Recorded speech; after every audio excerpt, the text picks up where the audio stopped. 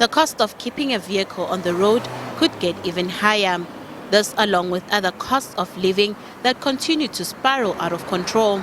Rising food and energy prices are some of the current pressures behind the latest 7.8% inflation rate. Now motorists could face more price hikes for their set of new tires. The DTIC is looking into a 38.8% import price increase on tires. The increase excludes the normal annual price hike of 5.9% introduced in July. When adding the anti-dumping levy, tire prices will increase by a massive 44.7%.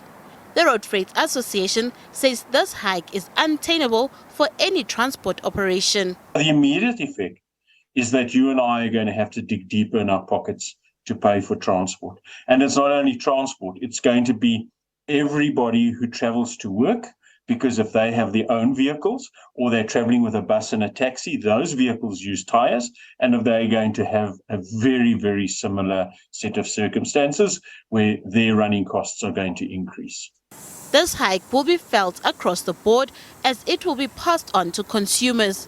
The association says the increase will have an impact on the operational costs of transport, which will see the price of transportation of goods go up by at least 8%. There are a lot of companies who are facing crucial bits for their own industries to be delivered to survive. Now, on top of this, you put this sort of increase on tires, and it won't be the full 38% that we would feel as consumers, but it's definitely going to be felt by those who bring it into their businesses. And that's something that right now a lot of people just cannot afford.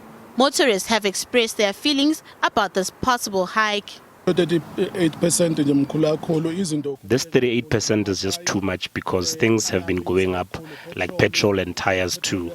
I think government should not consider this increase, or government should at least absorb the increase.